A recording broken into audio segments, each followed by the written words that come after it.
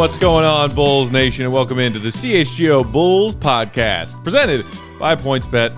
Don't forget that promo code CHGO when you sign up for PointsBet to live your bet life. Hey, everybody. Hi. Here we are in Studio B for the first time. I'm Matt. You can follow me on Twitter at Bulls_Peck. That's Big Dave. He's at BAW, BAWL Sports. Joining us remote, our guy, Will the Goat Gottlieb. You can follow him on Twitter at Won't Gottlieb. We are CHGO_Bulls. Tuesday, day before Game 5. Yes. Day before what could be the Bulls' final game of this here 21-22 season. And right before we went on, we all got dealt some news. We got some news. Zach LaVine is in protocols. He's in health and safety protocols. He won't be playing tomorrow. It's not official. Obviously, they haven't said it officially. He's not playing, but he's not playing. So for me, Matt, that pretty much means series is done. Will, first and foremost, we'll get your thoughts on this Zach news, but what do you think of Studio B? Is it freaking you out to see us with a different backdrop? Dave said he had something to say about Studio B, so I'm curious what he has marinating there. But I love Studio B. The chairs are comfier, in my opinion. Yeah, that's you hang out in here all the time, like when we're not doing shows, but you just like hang out. My Zoom pressers in there. I like that you can get the logo in the back. Studio B's great, underrated. I agree. It's very nice. First of all, my skin looks amazing right now. I just want to point that out. But yeah, I like it. I mean, the aesthetic is nice. You know what I'm saying? It's got a nice plant over there in the corner. It's cozy. It's cozy. You know what I'm saying? I like the fact it's a little chilly because I like cold. Cold is a good thing. But it's not big man friendly. That's the only issue I have here. You know, this is more Let me zoom out the camera a little bit so you can see that it's really not much bigger than it looks on camera. No, it's not. It's not. It looks wonderful. Looks nice. Looks beautiful as Joey takes you on a tour right about now. But as you can see, you know what I mean? Like, yeah, that's it. Yeah, you just move the camera twice and zoom in. There you go.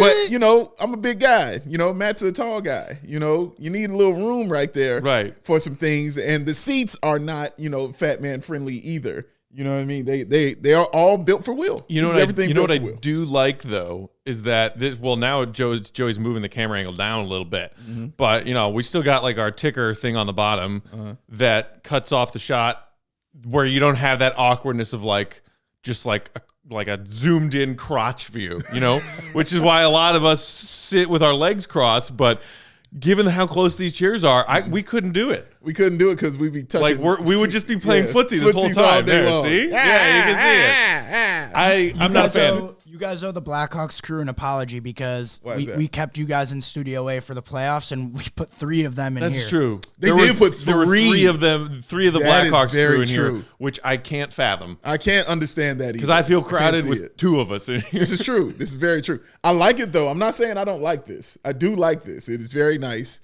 But, you know, just the fat man friendliness of it, you know, and things like that. I didn't know that's why you were – I was crossing my leg because it felt normal to do so. Like, I didn't know it was because it was a crotch shot. I didn't even think of that. Oh, yeah.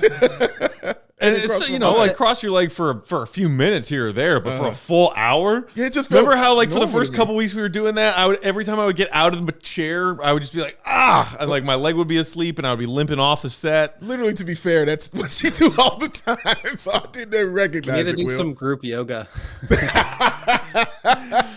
I do my yoga. I'm comfortable and spry, so I'm all right. I don't do yoga. That's not a thing I do. You should, man. No. It would be great for you, honestly. It really would. It would relax you, give you some flexibility. You know, you wouldn't be groaning like you're 65 when you stand up. Like, it'd be great. It'd be great for you, honestly. Some athletic greens and some yoga, it'll turn your life around. One step at a time. One step at a time, man. So, okay, obviously, with this news of Zach, the crazy thing is, like, look, pretty much every NBA team dealt with a big wave. A lot of it happened in December. Like the entire league basically had the Omicron variant, and even the players who had been vaccinated were getting it. Most of them, or certainly lots of them, had asymptomatic cases. That was the case with a lot of these Bulls players. But what is it now with Zach in particular that's crazy? He tested positive, or was placed in protocols in April of 21, so the tail end of last season. Yes. He had a contact tracing scare in July, right before he was heading to Tokyo for the Olympics. Yes. He then tested positive and or went into protocols again in December of 21. Yes. And now this. What? Is Zach just like the unluckiest person on the planet? It feels that way. It feels like that way. I don't know, for this team. That's just kind of how it's been, with injuries and dealing with this. And remember when we went through the protocols, remember how that was, even though the Bulls are winning games, but everybody was, kind of out, and it was just going down the line, taking everyone out one by one by one by one by one. It was going that way for the Chicago Bulls. But Zach, in his case, it's just been different, Will. Like I really haven't seen anything like this. Yeah, I don't know about Zach specifically, but it's just kind of like a cruel irony to the end of the season, right? Of just like an injury riddled season that was kind of everything good was sort of ripped away by injuries or COVID or both. And now you're in a situation where Caruso's probably not going to play with the concussion. And now Zach is looking unlikely for game 5 as well. You've got obviously DeRozan playing. He's an Iron Man and he's going to play. But just kind of a sad like fizzle out. And the Bulls probably aren't winning this game 5 anyway, but it's just a bummer of a way to go out for a season that really like it was so positive. It was really fun and great. And now you just end up in this situation, which is like just sad and kind of brutal. Yeah, it's tough. And obviously the hope now is that no other positive tests crop up with Zach's teammates between now and tip off on Wednesday night. Right. I mean, like, he's been sharing a locker room with these guys. He's been with them around shoot-arounds during games. And Will, is it just those two Bulls assistant coaches? I believe it was Damian Cotter and was it Fleming? There were two assistants who had it last week. And we were like, oh gosh, we hope they didn't, spread it to any of the Bulls players. And it looked for a while like we were, out of the woods there. So, I don't know if Zach did eventually get it from a coach or somebody else, but it's passing its way through. Like the Bulls, as we've said, the Bulls are probably losing game 5 anyway, but it would really stink if we have more positive tests crop up between now and tip off and then just the Bulls are going out with a whimper.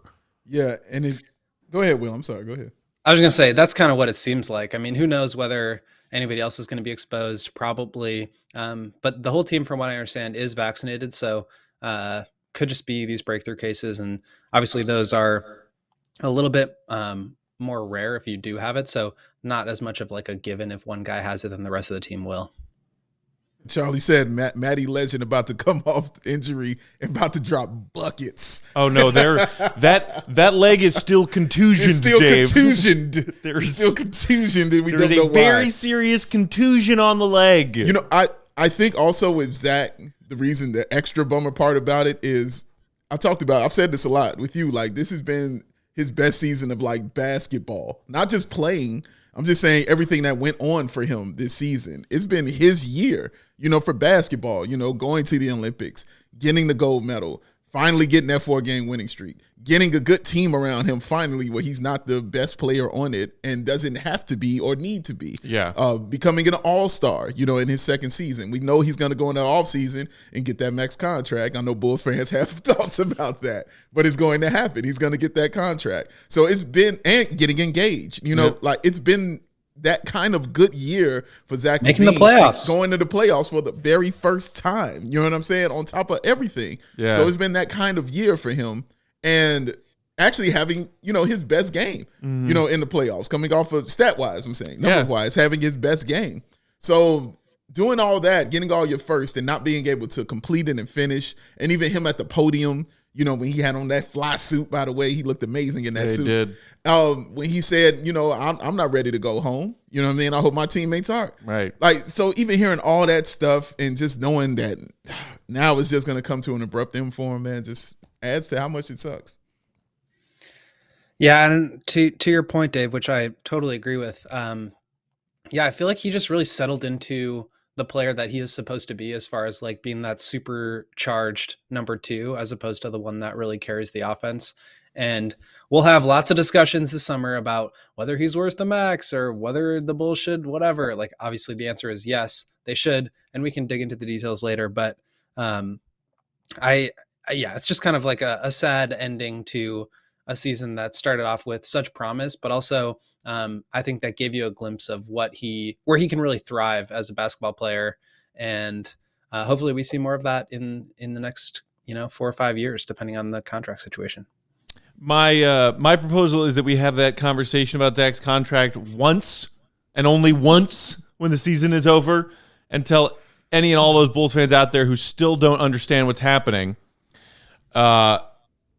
Zach is signing a contract that he has earned and deserves. Yeah. And that's going to be the end of it. I cannot have that conversation every other day until Zach signs his contract. And hopefully it's as soon as, the rules allow for Zach to sign that new contract. Because I will lose my freaking mind if I have to listen to Bulls fans. Well, are we sure?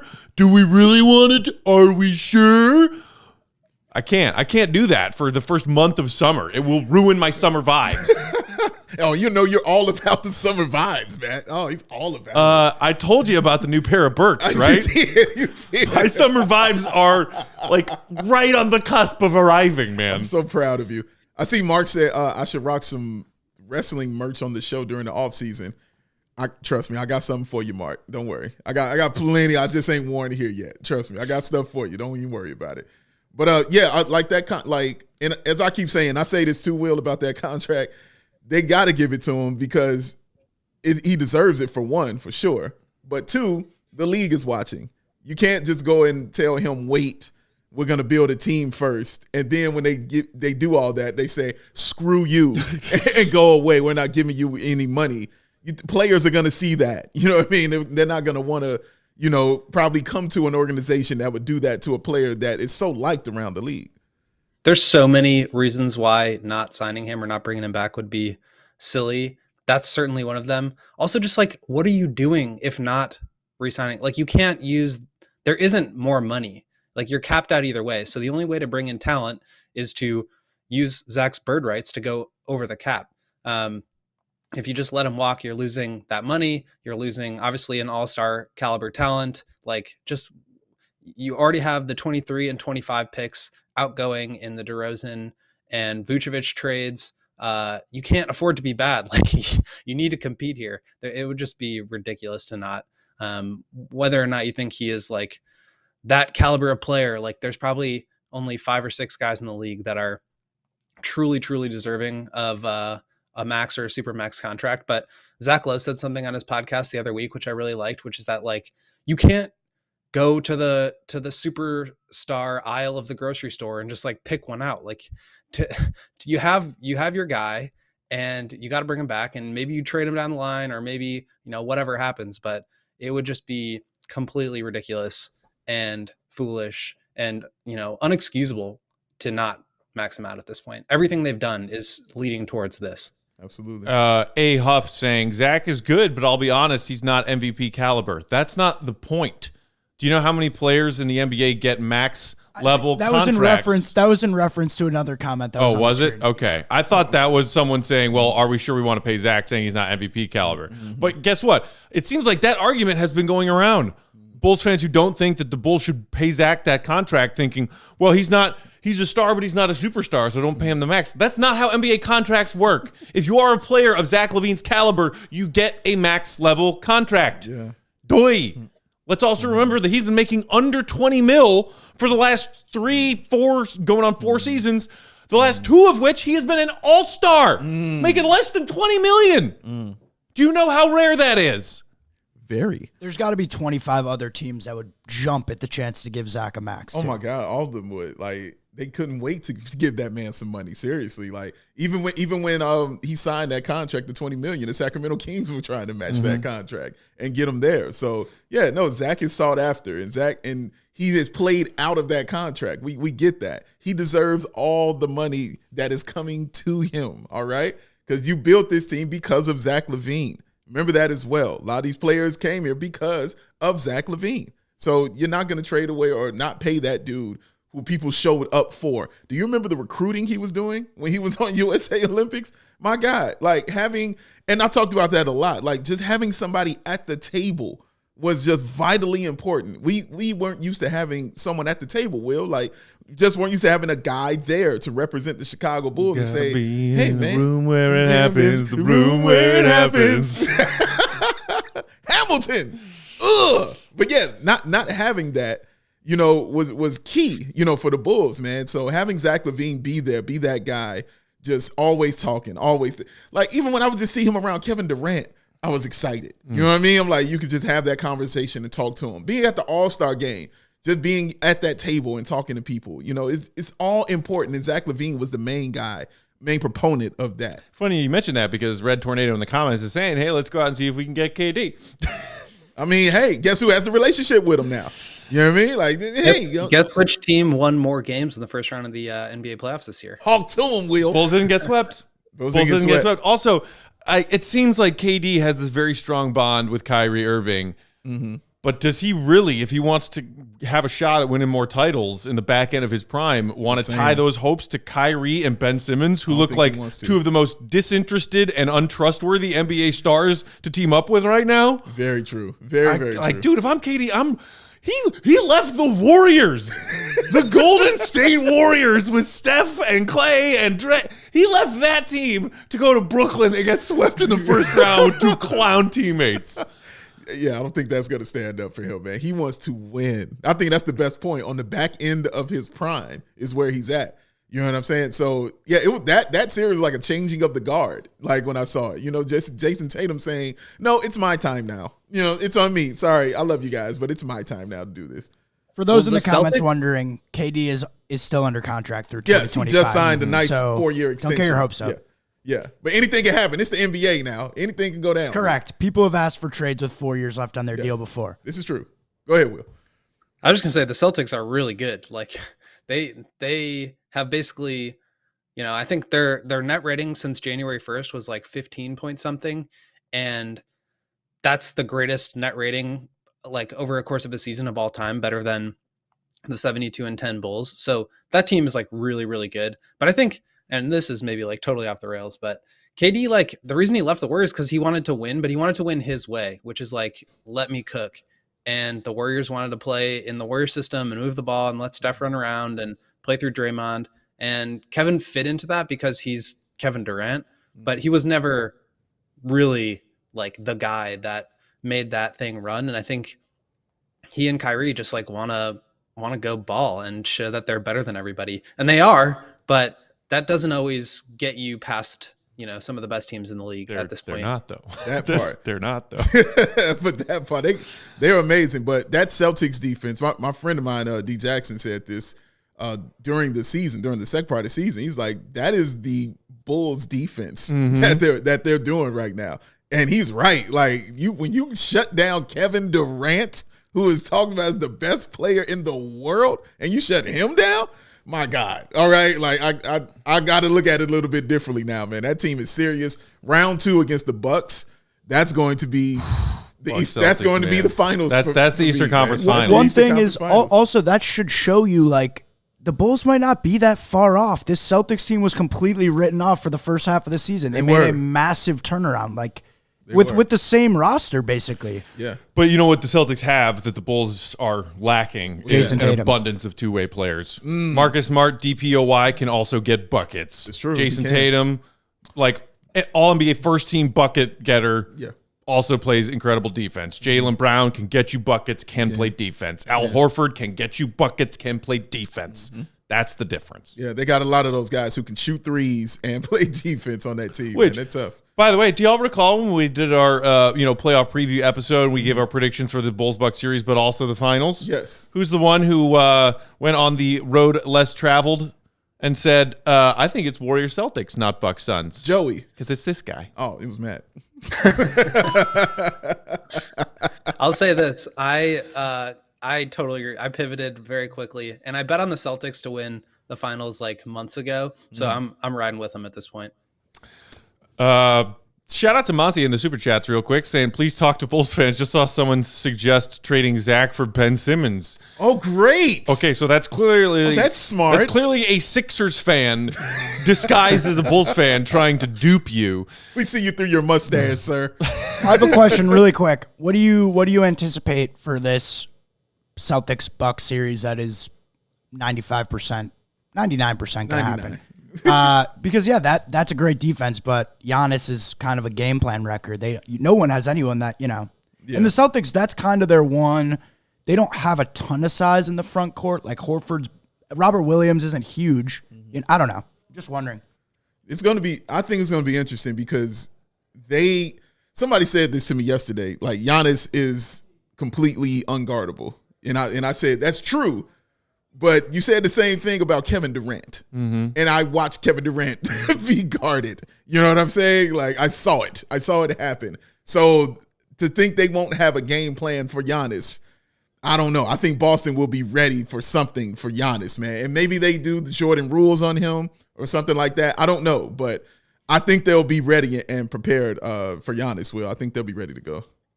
I think they're definitely the most equipped to defend Giannis. And Al Horford has done a great job on him in the past. They have a ton of big bodies. Tatum obviously has ascended, and he is just two-way superstar at this point.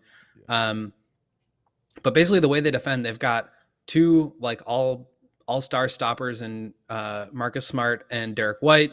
They've got a couple of bigger bodies they can throw at him. And then Robert Williams has been playing basically free safety for them. Yeah. And even if you just like keep Giannis in front of you and have him coming over to protect, I think they actually could do a really good job defending Giannis. Obviously, no one can do it. But I think they, and Chris Middleton won't be ready until probably partway through that series. So they could definitely do some damage. Yeah, they're going to be a problem, man. A real problem. It's going to be a fun series, though. It will be. It will be. Fun series. All right.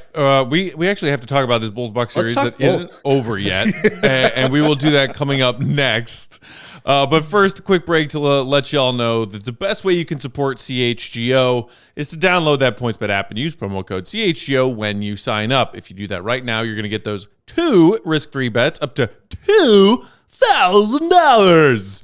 But that's not it. If you make a $50 or more first-time deposit, you'll get a receipt. You'll receive a free CHGO membership, which unlocks all of our exclusive web content, like that from our guy Will here and everybody on the beats covering the Chicago sports teams that you love and want that info on every day. Plus, you get the free T-shirt from the CHGO locker and access to our members-only private Discord chats and channels, one for every team. If you have any questions, you can email pointsbet@allchgo.com, and we will help you out. Not only that, it's your home for live NBA same-game parlay. NBA playoffs and putting parlays on NBA playoff games is like peak joy for this guy right here. Parlay pet. Freaking love it. Freaking love it. And it's Tuesday, so you know what that means? What's that? It's time for our pick of the week. Come on, presented by PointsBet. So I'm not looking at anything with great confidence until Thursday, Game 6, Mavs Jazz. I saw the Mavs completely eviscerate the Jazz in Game 5 last night. I'm surprised that it was 2-2 going into that. Honestly, I thought it should have been 3-1 Dallas. They kind of gave away a game, maybe even gave away 2 games. It's right now Mavs -1 and minus on the spread and -110 odds. Give me that. I mean, you could also just say money line -115 for the Mavs to win that series and put the Jazz out of their misery. That Jazz team looked defeated last night. Yeah. What are they? 77 points? Yeah. In an NBA playoff game? It's an ass whooping. Even the Bulls haven't failed that miserably. So, honestly, what I might even flirt with is assuming this line doesn't move too much and it stays at Mavs -1, -1.5. I might do a create your own spread and take Mavs like -4.5 to bump those odds a little bit because I'm like that convinced that the Mavs are going to just end the Jazz on Thursday. I agree. And that is your PointsBet pick of the week, folks. Yeah. Pick of the week. Okay, so the Bulls. Let's do it. The Bulls. Let's do it. All right, so look, I think, Will, you wrote about this after Game 4, that the Bucks have basically solved the Bulls at this point. And a large part of that is hounding DeMar DeRozan and daring anyone else to do anything. And I want to take a look at this DeMar DeRozan quote from after Game 4, where he said, They definitely pack the paint, showing length whenever we do something, not just myself, Zach as well, just trying to make it tough on us, taking away our easy shots where we like to get our spots. The length, you definitely see it there. So that was him talking after Game 4 about how he and Zach have been constricted by this Bucks defense. And now coming into Game 5, we assume no Zach LaVine. It's going to get even more impossible for DeMar to get to his spots and to do anything. And Will, to me, it's a simple equation of the Bucks dare the Bulls to have anyone other than DeMar beat them, and no one can. Yeah, I mean, that's exactly right. And I think early on in the series, you saw Vucevic get loose a little bit because the way that the Bucks defense really dropped off the guard, the handler opened him up above the break for pick and pop threes. Now what they're doing is sending help from the opposite side to take away that shot. And basically, I mean, if Zach and Cruz aren't playing, it's going to be DeMar seeing doubles throughout the entire game, Vooch getting shaded, and Io, Kobe, Patrick, Javante, Derek Jones, like, please, by all means, try to outshoot us tonight. And obviously, they're not going to do that. So again, it's just kind of like sad. I think one of the underrated aspects of the first two games was Caruso's ability to just calmly bring the ball up the court under pressure and get the ball to DeRozan in his spots, because you see DeRozan try to bring the ball up, and essentially Wesley Matthews or Javon Carter or Drew Holiday, whoever it is just pressing up on him. He can't get into his spot or even enter the ball until like 12 seconds on the shot clock.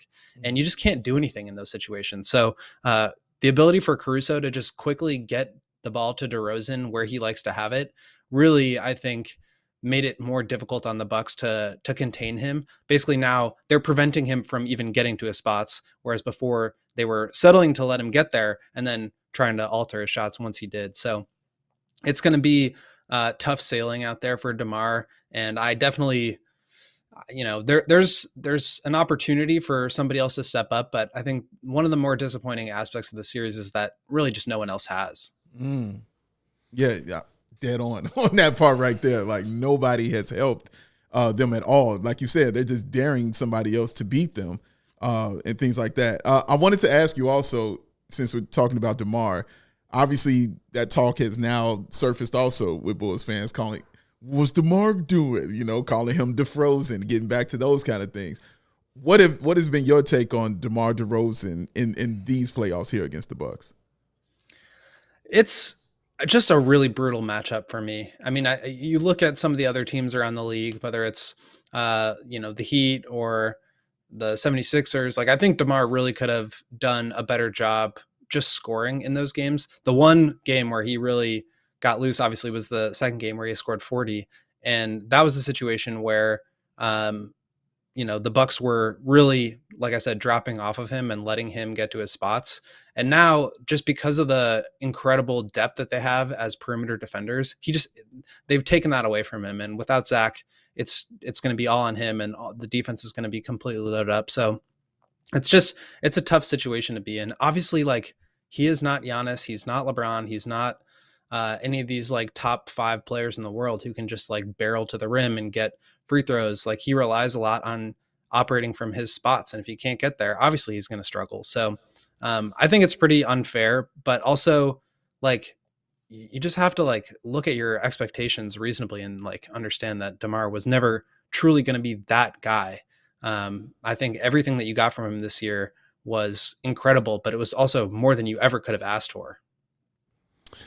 The thing that Zach said after Game 4 loss, which I thought was interesting because it kind of went along with what DeMar was talking about, was, when he was asked, what can you do to counteract what the Bucks defense is showing you guys and all the things that they're taking away from you and DeMar, is Zach saying you got to trust the passes, try to get guys open, and put the Bucks in rotations and try and have them playing catch up like they're doing to us. And again, now without Zach, that gets even harder. But the problem is, like, when he or DeMar was seeing these traps and or doubles and they were passing out, like, guys are just ice Cold. Joey, do we have those shooting splits, those 3-point splits to take a look at? Guys, okay, so again, revisiting that the Bulls were a low volume but high efficiency 3-point shooting team for the first 2/3 of the season. Pre-All-Star break, 37.6%, second best in the NBA. Post-All-Star break, shooting fell off a cliff, 34.8% for 22nd in the league. In these playoffs, they are shooting 28% from behind the 3-point line, which is 16th, which is dead last. 16 teams in the playoffs. If you average out games 1, 3, and 4, their 4 losses in this series, it's 23.5%. Why would you do that? Why would you average that out and depress me even further? Just to show, well, because, in game 2, they hit some shots. Hooray! And they won. Hooray! I mean, and Will, you made note of this on Twitter the other day, I believe, when you were when you and your fellow beat people were talking to Billy Donovan. Billy mentioned, hey, we got 19 corner threes on Sunday in game 4. That is a great volume of corner threes to get from your offense, and it came from the Bulls passing out and finding the open guys in the corners, but they went 5 of 19 on those open corner 3 looks. Yeah, and I mean, to your point, that's a really incredible number, but it's now what the Bucks are giving them. And they're giving that to them because that's where they struggle. At the end of the day, like, you can execute perfectly, but if the shot doesn't go in, you're not going to win these games. So it's a make or miss league. And I think the Bulls are doing everything they can, but obviously the Bucks they've just kind of figured it out. They figured out what to take away from the Bulls, and the Bulls can't make them pay. I mean, we saw this all year with zone defense in the first half and then the trapping in the second half. They're willing to let the other guys beat them if they know they can take, a 40-point night away from DeMar. And now with even less weapons around him, that's clearly, I think, what they're going to be doing. Well, let me ask you, as somebody who was at the 2 games in 3 and 4, when did you know, like, the Bulls were kind of like out of it? I'm talking body language wise, because it felt like the confidence of the Bucks, was on 10 from, from the jump street in games 3 and game 4. But when did you know for the Bulls that they just like, you know what, this ain't going to be us today? Yeah, it's a good question. I think early in the first quarter for the game 3, where it just like they went down 9 or however many it was and just kind of looked like they were done. And again, we've talked about it a million times, but they can't just like take these punches and then roll over. And I think that's what was really impressive about games 1 and 2, where they got off to that 0-9 start in game 1. And they hung around and they fought their way back into it. And frankly, they probably could have won that game. In game 2, they punched first and they held on. And that was where the last month of the season, they just really struggled. And it felt like they kind of gave up on the season. And Caruso kind of even said it after game 2. I think they were just like ready for the playoffs. They were ready for the season to be over. And, I don't know if the mentality switched or if they've just become totally overwhelmed with this Bucks team. But games 3 and 4, it was like very early on in the season, very reminiscent of the last month of the regular season. And obviously that's just not going to cut it. I mean, and now the question becomes in game 5, who do you look to? Assuming that DeMar is going to be absolutely smothered by multiple Bucks defenders the entire game and Zach is out. And as you just mentioned a minute ago, also you could be without Caruso, who right now is in not protocols, but in concussion protocols. He needs to get cleared to play in this game. And so you might lose his, as Will mentioned, his calm, bringing the ball up the floor ability. Right. And now you got to worry about Io or Kobe bringing the ball up the floor more. We did see Patrick Williams bounce back in the second half of game 4 after a bad start and at least knock down some shots. I saw people in the comments talking about P. Will and how he needs to, have a big game for the Bulls to have even a prayer. But I mean, now you're just talking about like the Bulls don't have any reliable scoring outside of one guy, DeMar, who's about to get double and probably triple teamed. Yeah, immediately. Yeah, that's kind of been the question of the second half, is like, who's going to be the guy that steps up? And like I said, nobody's really done it. I think if there's anything I took away from that final game of the year against the Timberwolves, where Patrick scored career high 35, it's that he can do a little bit more if he's got the ball in his hands. He's kind of an unwilling and uncomfortable spot up shooter. And so if the Bucks are going to throw 2 at DeMar and help heavily on Vucevic, I think he could be somebody that, does some stuff or has to step up in a way. But it's kind of the same, cast of characters of, can Kobe get hot? Can Io shake off the cobwebs and finally start to hit some threes? And to your point, like they played better in the second half of game 4, but that game was already over. That game was already done. So they've got to do it when it counts and when it matters. And I really hope that they have sort of the aggressiveness and the ability to step up to the moment. But I'm not really getting my hopes up because you haven't seen it yet. Well, has it been more disappointing for you to watch how the Bulls have played on offense or watch how they've played on defense? Because, their strength has been offense. We know that. And we just saw from the three-point shooting numbers, it hasn't been good. But at the same time, what they've given up defensively, especially to Matt's favorite guy, and Bobby Portis, just has been absolutely crazy, man. So which one has disappointed you the most? Wait, who is Matt's favorite guy? Oh, Grayson Allen. I didn't know if you knew.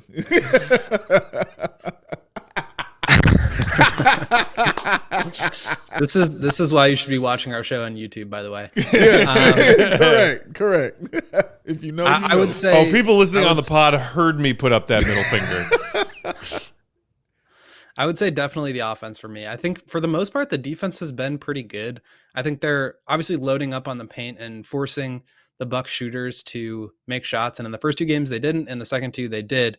But I think you're kind of trying to live with that, or you kind of have to live with that. Zach said after game 4 that, they want to take away the paint from Giannis, but you can't give up the paint from Giannis and also, give up the shooters. You take away the paint, you sacrifice the shooters, but you can't give up both. And that's kind of what they've been doing, just because the Bucks have Giannis and they're extremely good.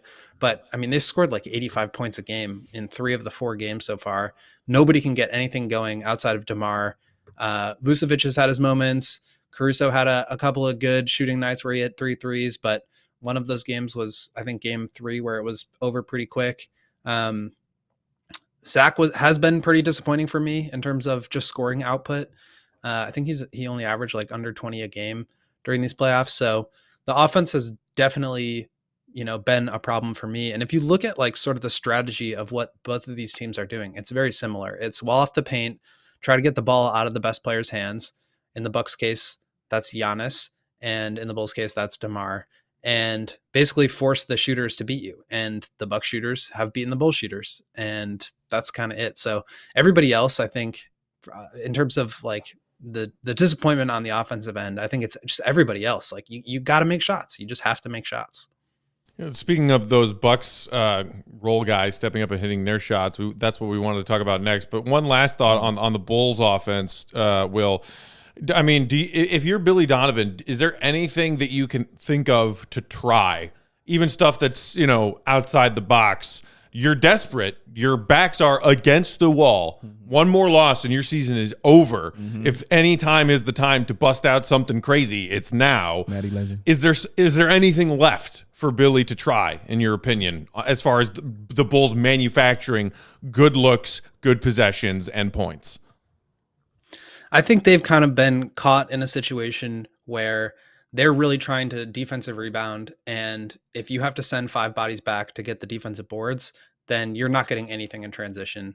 So it's a trade-off, but transition points just were such a big part of the Bulls' identity in the first half of the season, especially, and they just have not been able to get anything there. So I guess if you're asking me what else they can do, I think going smaller, obviously you want to be able to secure those rebounds, and you can't get out in transition if you don't, but Dirk Jones, Patrick, Javante, I think those guys playing together, just running, moving, trying to get some easy baskets however they can, because everything right now is just DeMar carrying the offense, carrying the team.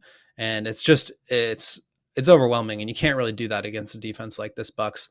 The other thing is just getting shooters open in more creative ways. I tweeted out a clip of an early first quarter play where sort of like a hammer screen where basically DeMar drove and somebody set a back screen for Zach in the corner, and that got him an open 3. So just like creative ways to get guys going, get guys catching the ball on the move or shooting in the flow of the offense. So it's not just DeMar dribble, everything collapses on him and somebody else stands there and waits for a kick out pass. All right. Well, that was not the uplifting answer I was hoping for, but also wasn't expecting. All right. Before we move on to talk about just how much Giannis and his shooter teammates have dominated the Bulls in 3 of the games this series, Big Dave, one more quick reminder for the people out there about PointsBet. I like how Eric says, LOL, Matt looks angry. That's Matt all the time, sir. It's a regular peck face, all right? But I do know what makes him smile. I'm jovial right now. And you know what's going to make him even more like that? Them parlays, baby, that he can play at PointsBet. And if you enjoy CHGO, on one way to help us to continue to grow, that rhymed, is to download that PointsBet app and use that code CHGO when you sign up. Not only are you going to get two risk-free bets up to $2,000. If you make a $50 or more first-time deposit, you will receive a free CHGO membership that unlocks all of that awesome web content from that man Will Gottlieb, from Mark K, from the Pecking Order, trademark, and all the awesome shows that are on this wonderful network. Blackhawks, Bulls, Sky, Sox, Cubs, many, many more, man. We got it all covered, man. Bears. You'll get all that. That's what you'll unlock. And we'll give you a free t-shirt of your choice from that CHGO locker. And all the people in this wonderful, wonderful state of Illinois where it is cold and rainy and weird outside, you can stay inside and you can actually download that PointsBet app right now and register your account from start to finish, all from your phone. You'll be signing up with the fastest sports book, easier than ever, so you can start living your bet life in seconds. So what are you waiting for? I don't know. Because once the game starts, you don't just bet. Will Gottlieb, please tell them what you do. You live your bet life. Hit me one time, Joe. I think I got my swagger back.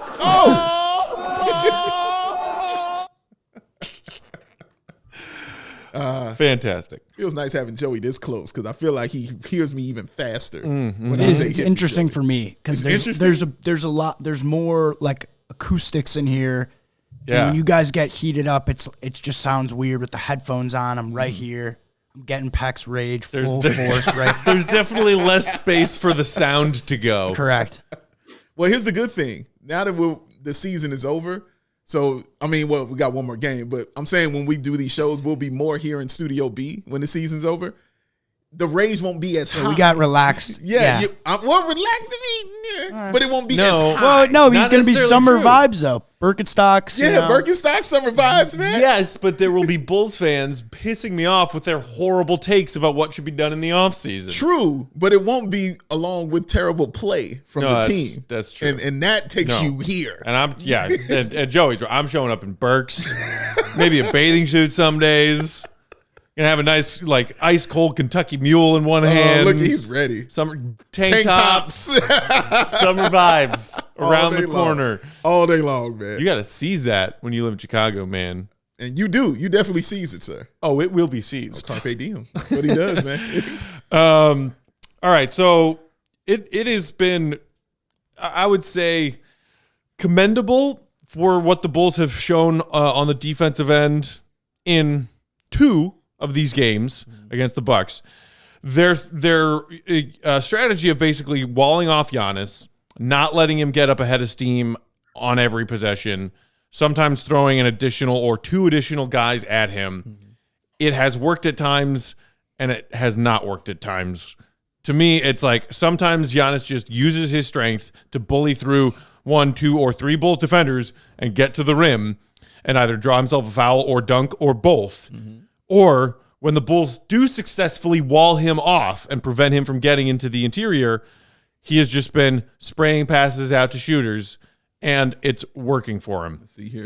If you take a look at what Joey just threw up on the screen there, Giannis's playmaking numbers in this series are more impressive than what he's done this season, which in itself is impressive. He's been averaging 5.8 dimes a game, with an assist percentage of teammates' field goal scored that got assisted by him when he's on the floor, 31.7 in this regular season. You see those numbers boosted up in this series to 7 dimes per game and a nearly 37% assist percentage. He's basically point center Giannis for large stretches of these games, and it's very, very effective. And he's really good. Because honestly, he's made passes this series that I'm like, damn. Right. You know what I'm saying? I was just like, wow, you're that kind of good.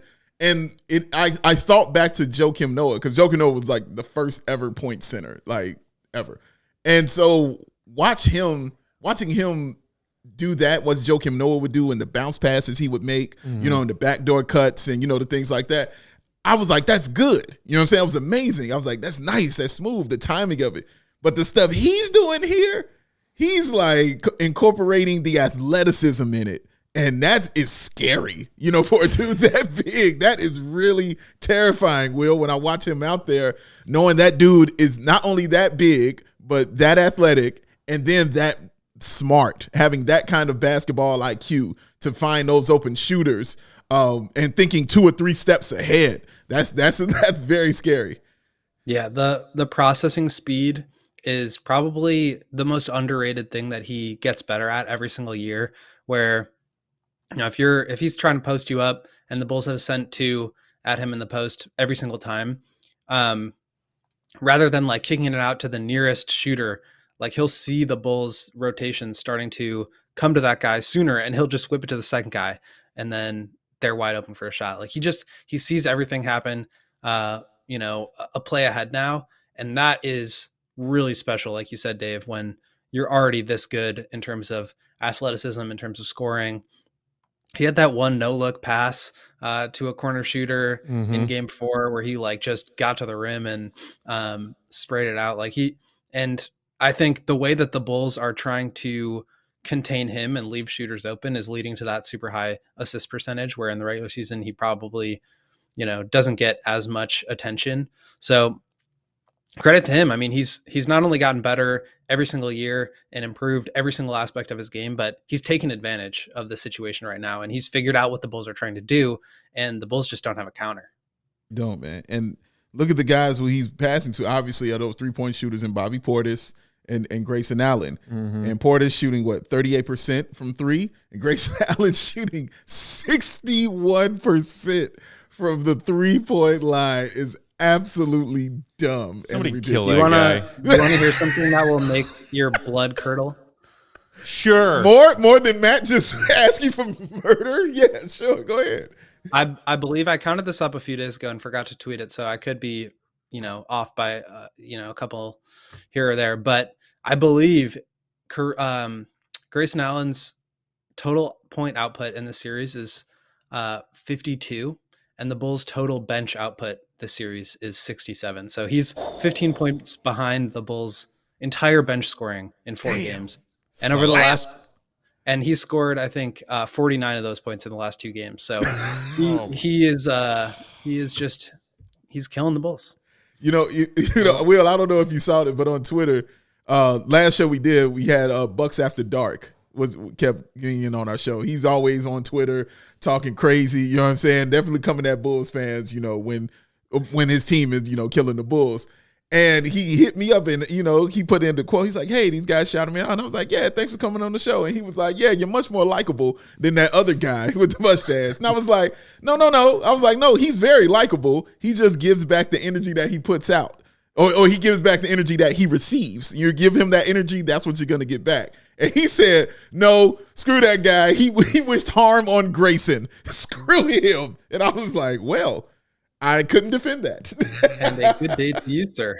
Yes, correct. He did wish harm. Oh, no. A Bucks fan who's staunchly defending Grayson on Twitter doesn't like me. Gee, how will my heart ever heal? How can he go on? I can't. Wait, I know how I go on. I block that weirdo stalker and move on with my life, which is exactly what I did. What was the Last Dance thing where MJ's in the locker room and he's like, it's easy to talk shit when you're ahead? Yeah. Baseball bat, cigar bats, in mouth. yeah. That's okay. Smooth jazz playing in the back, Yeah, that's okay. That's all right. We'll see. Easy to talk when you're winning, man. Yeah, when it's 0-0, that's when it's about, I want to go watch The Last Dance now. That's all I want to do. I want to go watch The Last Dance again. I just did a rewatch a month ago. Oh, man. Like all 10 episodes in the span of 2 days. Just It's so amazing, man. It's great. God, it's so good. I was like, I wish I knew you guys when The Last Dance was going on. Why is that? I don't know. Looking back on it, yeah, I can't like you. You mean guys when, are two when of the people. You mean when the events chronicled in No, The Last no, Dance no, were happening, no. or When they just, were- like when the doc No, came when the out? doc came out, I just imagine Matt. Like I just can't imagine that had to have been a big deal for you. It was. Yeah. So that was still early on in the pandemic, right? They released it in what? Like, It was a big deal for everybody because it was in the pandemic, and like that was a Right. big reason why it got so popular. But like for especially on top of that, I Right. would like to see you guys reliving those moments. and that like no real sports were happening, Right. And that it was treated like it was like appointment television, Right. which It doesn't was the really first exist time- all that much anymore. No, it doesn't. It was the first time a Chicago sports team was like the center of the sports universe in Correct. how long? Yeah. Since the Cubs won the World Series, 2017 Cubs probably. Yep. Very true. Yeah. And look, and I loved it because not only did it affect us as fans, it affected the Bulls organization in general. Because I remember AK saying, like, after the first or second episode, he's like, I'm not even waiting to call Mark Eversley. I got to call this dude now and sign him today. He was like, I got to get him after I watched the episode of this, man. So it was that important. You know what I'm saying? And it affected a lot, man. God, it was so amazing. What was your favorite episode? Did y'all have a favorite like episode? For me, it was the first one. Watching the first episode was the one that just hit me in the the stomach. one where they talk about Jordan's competitiveness as a teammate, and then he cries at the end and talks about how he did it for all like that. That I believe that's episode I think it was 7. 7. Yeah, I think it was 7. I believe that's episode 7. It's a That very, one very good definitely episode. stands out. Very true. I mean, I loved all of them. For me, I never lived. I didn't see that as a Right, you There's a didn't lot see of that, it that right. I didn't get to appreciate or even understand. So Not that was until really that cool for doc me. did you get the the classic footage of Dennis walking out of the parking garage tunnel of the UC with a Miller Lite in his hand, Yes. getting on his motorcycle, Yes. driving off into the darkness of night. Who knows where? Yeah. End up at waking up at a bar at some point in time and then coming and grabbing 20 rebounds the very next game. It was absolutely an insane time, man. But yeah, you're right, Joey, because for me it was nostalgia. You know what I mean? It was just reminiscing and seeing all that stuff happen again. It just felt so good. And some of that stuff that I don't remember having because I was a child when some of that stuff was kicking off. But yeah, man, it was amazing. So that was back when I was still living with my roommates. Shout out to Connor and Coos. And they were like, why are you so excited to watch this documentary air on live television? Like, you know everything in this doc. And I was like, okay, well, not everything. Right. Maybe a couple of things that I will learn for the first time watching this doc. And even if I don't, it's appointment television. There are no sports on right now. 0. And this is a 10-part documentary about my favorite, the best years of my favorite team. Like, yeah, I'm amped for this. Freaking duh. Plus, Jacked. there was like the most frustrating part is that there was such a long waiting period. Yeah. Remember when they first released like that 20-second teaser trailer? I'm like, how many times Yeah, you like watched 2 it? And it years was in and it was like advance. it was Yes, 2 years yes, before Will. the doc finally came out. And they flexed it. They flexed it to come out earlier when the pandemic happened. Yeah, They did. because we begged them for it. But when they first dropped that teaser, they didn't even tell us when it was coming. Nope. They were just like 2020 ? Maybe. And we were like, what? And this was like Christmas 2018. Right. Yeah. you. So obviously. It was amazing. And, once the season is officially over and then we get into the off season, will I watch it a 5th time through? Probably. What my man says, whatever episode it was, MJ was laughing at the glove. Yeah, that was great. I That had no was problem great. with the glove. I had had no no problem with the glove. I had no issue with the glove. That was great. The way they shot that, because the way they cut to Mike while Gary Payton is still talking, and just Mike's face, you know what I'm saying, the whole time. That's the one where he That was throws great. his head back in laughter and then just does Yeah, this right. move. It was gold. I loved everything about. I love the music. The music. I'm a music dude, man. The music and the way they used it was perfect. You know what I mean? It was really perfect, and just how that team kind of came up with kind of the early birth of hip hop at the same time, because they coincide. They really kind of do coincide with that. Even though Mike is not a big hip hop dude, you know what I'm saying? But he's such a part of hip hop. Highlights of young MJ playing over that Prince song. Oh, dude, playing over the LL Cool J "I'm Bad" when he dropped 63 on Boston. Man, I was going crazy in my ain't house. no joke. Oh, I lost it. Man. I was going crazy in my house, bro. I really was. It was awesome. We should do a during the summer when we're not talking about much else. We should just rewatch it together and do shit. Yes. I was going to say, done. there can definitely be a lot of good content had over the summer with The Last Dance, watch along, maybe talk about some of the highlights. That'd be nice, yeah. So- That's a great idea. And speaking of docs, before we get out of here, I don't think I've talked to you guys about this yet. So there's this Winning Time show dramatization on HBO that certain Lakers of the Kareem and Bus and West era have issue with. There's also now this Apple TV 4-part doc, They Call Me Magic, about Magic Johnson. Have you guys watched that yet? I just watched all of them yesterday, and it's fantastic. I don't have didn't Apple know TV. about it. So no. Oh yeah, Yeah. it's great. It's like What's it called? I'm gonna look. it's this called up. They Call Me They Magic. Call Me Magic, and it's a 4-part doc about Magic Johnson's life and looked career amazing. It looks on amazing. Apple TV. And I mean, so it's like 4 hours collectively, and it's great. And honestly, because it just like covers his entire life and not just his playing career, and they get into his his first retirement and the announcement of contracting HIV and all that stuff, his business ventures after his retirement, parts of his playing career I felt like were like scrunched together, and like I wanted more. I was like, wait, did they just skip from 1983 to 1985? Like what? No, like Bird Magic, give me more of this. But I'm a sucker for Bird Magic. Like any and all Bird Magic content. Dude, the yes. 3-part 30 for 30 about the Celtics Lakers yes. rivalry is fantastic. It was. The book When the Game Was Ours about Larry and Magic, fantastic. Like I will eat up any and all Magic and Bird content. That documentary based off of that book was incredible to watch, man. No, it was great. And there's a play that came from it. You're a theater guy. Maybe you might check it out one time, man. It's a play that came out of this. So yeah, I love all that stuff. I want all of it because you know why I love it so much? You can't tell any of those stories without Jordan. That's why I love it so much, Will. You can't tell any of those stories without mentioning Michael Jeffrey Jordan. And I love that part of it. I swear I do. And you can't really tell any story about the NBA without him. And I think that's why, if you talk about the cultural impact, the shoes, the fact that we're even having conversations now about how good LeBron is, like nobody will ever surpass Jordan in terms of impact on the game, on the world. And that is why, even if you have, arguments against him for the GOAT or whatever it is on the court, like he is the most influential, impactful player, athlete of all time. And you can't really, Before we get off, I'm curious for all three of you guys, which player today's NBA, like their game itself, reminds you the most of MJ? Not their greatness, but the way they play. Because a lot of people have been throwing Anthony Edwards now into that conversation of like the younger, and he doesn't have like the back to the basket stuff, but just the pure athleticism. He looks kind of like Jordan, but I mean, DeMar, late career. DeMar's a good one. I say Kawhi. DeMar, Like Kawhi reminds me of Mike when I watch him play. Like he definitely did. I saw a lot of Mike in his game. So yeah, Kawhi's footwork in the mid-range game and his footwork getting to the basket. There's definitely some MJ to that. Yeah. Like not the mid-range game, but the at the rim game. I see a little bit of MJ and Ja, like just like young MJ.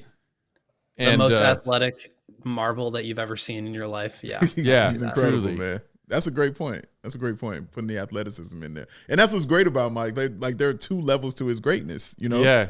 Like most of what I remember from my childhood was 30s. Just tactician MJ. Right. Whereas I remember, first half of his career was high flying MJ. Yes, come fly with me is what I remember from Mike, and doing reverse layups that I still don't know how he did it. And watching, he was the first player I'd ever seen like make the opposing bench go crazy.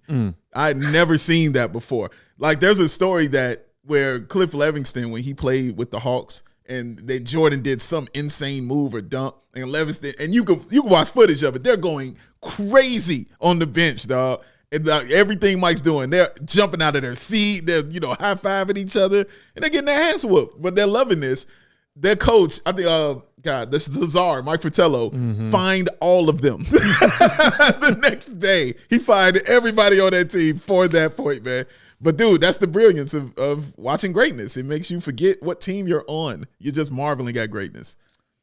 Honestly, you know what play I saw last night that reminded me of MJ? That and one Luka had under the basket where he got bodied by Rudy and somehow managed to like flip it up over his head while taking contact and banked it in. Yeah. I was like, that's some MJ shit. Yeah, man. Yeah, the cold-bloodedness. Yeah, I like Luka's cold-bloodedness. That he has some Mike in him for that. But realize we're talking about some of the best players in the league, some of the future superstars of the league. Right. And those are the guys that can't even get close to emulating. Can't even get close. You ain't lying. You ain't lying, man. As somebody said in the comments earlier, Bulls nostalgia will always have that. Oh, Carlos, shout out. Yeah. I mean, look, I didn't really want to talk a whole lot about Game 5 because I think we all know what's going to happen and it's going to suck, and that's going to be it. That's going to be the last chapter of this Bull season that's been up and down. And then we'll get to work in the offseason. And then we'll get to offseason work, which, by the way, once the season ends, we'll still be here. We'll be doing 5 episodes a week. Yep. Some from studios, some remote, but we will be here providing content for y'all. Absolutely. But first things first, we got Game 5 tomorrow night on deck. Thank you, Celtics, for sweeping the Nets so we have a 6:30 tip-off instead of 8:30. I bet you're happy about that too, Mr. Gottlieb. So we'll be here in studio live for pregame at 6 p.m. Chicago time tomorrow. Yeah. Getting ready for Game 5. We'll be here for postgame as well. And then we'll have a couple more episodes for you Thursday and Friday. Assuming there's no Game 6, then Friday we'll just have an episode for you guys in the afternoon. Yeah. In the meantime, follow Will on Twitter at Won'tGottlieb. Dave's at Balby, AWL Sports. I'm Bulls_Peck. We collectively are CHGO_Bulls. For our producer Joey, and Big Dave, and Will. Matt saying, thanks as always for tuning in, Bulls Nation. Hey, if you want, Blackhawks got the new television broadcaster, Chris Foster's in studio right now. They're about to start their show. They're so large. Keep it here on the CHGO Sports YouTube channel. Check that out. Until next time, see you, Red. Be good.